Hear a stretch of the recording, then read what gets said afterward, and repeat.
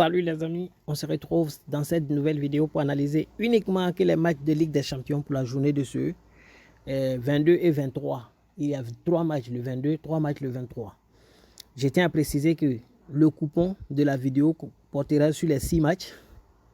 Et demain, nous allons jouer des coupons spécial sur les 3 matchs de demain dans le groupe Telegram, dont le lien est en description. Rejoignez le groupe Telegram pour jouer nos coupons parce que demain, je vous promets du lourd. On aura une grosse cote. Je ne sais pas si la cote va rester à 59, mais il y aura des modifications plus tard. Cette sélection est vraiment une sélection qui porte sur l'analyse approfondie. Après, on va minimiser les risques à la suite de la vidéo. Alors, on va aller très rapidement. Le premier match oppose Raccord à Copenhague. Cette année, il faut savoir simplement que Raccord a une première expérience, ce qui est simplement fabuleux et très exceptionnel pour eux, très intéressant. Et ça sera vraiment du génial s'ils atteignaient vraiment la Ligue des Champions. Cependant, il faut reconnaître que bien qu'ayant écarté certaines grandes équipes, ils ont en face d'eux une équipe très dynamique qui cette année ne laisse rien sur son passage. Copenhague est à sa meilleure forme, une équipe vraiment extraordinaire cette année, depuis la préparation jusqu'à maintenant. Copenhague ravage tout sur son passage. Et combiner tout cela au niveau de l'effectif, c'est-à-dire, vu que le niveau de l'effectif de Copenhague est largement supérieur à Raccord, il y a un gros avantage de Copenhague au niveau de l'effectif. Combiner cela à l'expérience que Copenhague a en Europe, je pense simplement que quelles que soient les difficultés qu'il rencontrera cette équipe de Copenhague, elle finira par s'imposer face à Raccord sans grande difficulté. Et c'est pourquoi je suis allé sur la base de la victoire de Copenhague. Ça, c'est un coupon très sûr. Le second match de la journée, c'est le même jour. Cette équipe de Royal Antwerp que vous connaissez bien du côté de la Belgique, qui n'a rien laissé sur son passage l'année dernière et qui a arraché le titre à Royal Union Sainte-Gilloise. Vraiment, après quelques années, après plusieurs années, en fait, a fini champion, comme je le disais tantôt. Et aujourd'hui aussi, est à une première expérience s'ils atteignaient cette Ligue des Champions et ça sera vraiment fabuleux pour eux. Mais ils ont en face d'eux une équipe grecque qui ne laisse vraiment rien aussi sur son passage, une équipe qui est très confortable et très performante au niveau de l'attaque. En effet, sur les 6 derniers matchs de Royal Antwerp, ils ont trouvé le chemin des filets 5 de leurs 6 derniers matchs. De même que Ajax Antenne qui sur ces 6 derniers matchs a marqué dans l'ensemble de ces 6 derniers matchs. Et même quand vous descendez jusqu'aux 10 derniers matchs, vous trouverez que Ajax Antenne trouve toujours le chemin des filets. Vu l'importance de ce match pour Royal Antwerp qui joue à domicile, ils vont marquer au moins un but. Et Ajax Antenne qui est super en forme actuellement trouvera également le chemin des filets, d'où les deux équipes marquent. C'est une cote, n'est-ce pas, 1,87, une belle cote. Dans la même journée, Rangers va s'opposer à PSV. Ici aussi, c'est un match qui sera beaucoup prolifique. Rangers et PSV se sont rencontrés 8 fois dans leur histoire. Et Rangers a gagné cette équipe de PSV 4 fois pour 3 nuls et une seule défaite. C'est-à-dire PSV a pu les battre qu'une seule fois. Et quand ils se croisent, il y a des matchs où les deux ne parviennent pas à marquer. Cependant, la plupart des matchs, il y a au moins 3 buts dans le match. Et vu l'importance de ce match pour les deux équipes, je sais que demain, au moins, les deux équipes trouveront le chemin des filets. Mais ce pronostic n'a pas été adopté finalement après plusieurs analyses. Et je suis allé sur la base du fait qu'il aura 3 buts. Parce que je suis convaincu à 100% que Rangers trouvera le chemin des filets dans ce match. Et que PSV également marquera, mais je vois au moins 2 buts pour Rangers sans vous mentir. C'est pourquoi je suis allé directement sur la base de 3 buts dans ce match. Et enfin, ça c'était pour la journée d'aujourd'hui. Pour ce qui est de la journée de demain, le 23, il y a Braga qui joue face à Panathinaikos. On a une équipe de Braga qui est super en forme du côté du Portugal, que vous connaissez très bien, qui actuellement est en train de monter en puissance au détriment de Porto qui est en train de descendre. Et cette équipe de Braga est vraiment en forme, il dit bien en forme et est dans son meilleur niveau. Panathinaikos de son côté a écarté il y a une semaine, vous savez bien, l'équipe de Marseille, alors qu'ils étaient deuxième, n'est-ce pas, en championnat grec. derrière Hayek qui était premier. C'est pourquoi je disais Hayek est très performant. Voilà, l'année dernière, Panathinaikos a fini deuxième alors qu'ils sont super bien. Tout le monde connaît Hayek.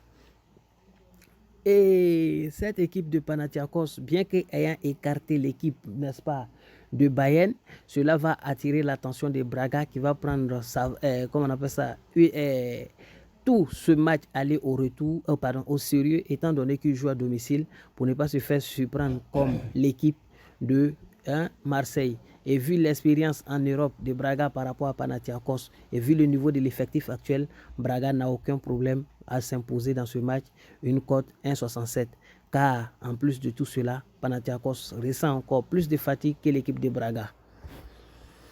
Il y a Maccabi Haïfa qui joue face à Young Boy. Voici un match qui a été très difficile à pronostiquer, mais nous sommes parvenus au fait que les deux équipes trouvent le chemin des filets. Je m'explique. Maccabi Haïfa est une équipe qui défensivement est bien stable et Young Boy est une équipe qui offensivement est très performante. Young Boy marque beaucoup, mais ils encaissent toujours un but. Le match est tellement important pour Maccabi Haïfa du côté de l'Israël. Oui, du côté de l'Israël. Tellement que cette équipe-là voudrait à tout prix rejoindre la Ligue des Champions. Ce que vous devez savoir, c'est que l'équipe de Young Boy est une équipe vraiment qui, au niveau de l'attaque, ne reste rien l'échapper. Et dans la plupart de ces matchs, trouve le chemin des filets au moins 2 fois. Ce qui est intéressant quand vous regardez les 6 derniers matchs de Maccabi Haïfa, vous constaterez que sur ces 6 derniers matchs, il y a un seul match où ils n'ont pas trouvé le chemin des filets et ils avaient perdu ce match-là 1-0. À l'inverse, voilà, c'est une équipe qui ne laisse rien sur son passage. Young Boy de son côté aussi, du côté de la Suisse, parvient à marquer dans la plupart de ses matchs. Et dans tous les matchs de Young Boy, vous allez constater qu'il y a au moins 3 buts. L'histoire a tendance à se répéter et se répétera. Je sais qu'il aura 3 buts, mais les deux équipes trouveront simplement le chemin des filets, comme je le disais tantôt, car c'est un 2-1, 2-2 ou encore voilà, plusieurs buts en tout cas dans ce match. Et enfin, il y a Mold qui joue face à Galatasaray. Mold.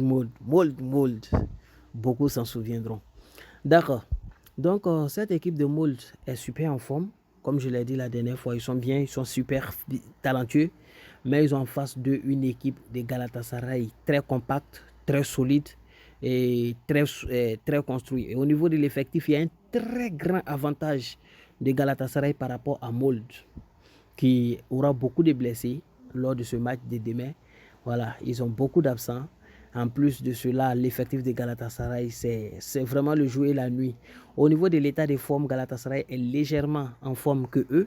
Mais au niveau de l'effectif, le match va se jouer là, en plus de l'expérience de l'équipe pour l'Europe. Galatasaray, bien que ça soit à l'extérieur, ce premier match est tellement important pour eux que je pense qu'ils viendront s'imposer chez Mold sans grande difficulté. C'est pourquoi je suis allé sur la base de la victoire. En combinant ces 6 éléments, nous tombons sur une cote 59, une très belle cote que nous devons aller chercher. Voilà, je vais essayer maintenant de minimiser le risque pour vous donner le coupon final devant vous. Donc, voilà, comme promis, j'ai essayé de minimiser le ticket, minimiser vraiment le risque et je vais vous expliquer très rapidement.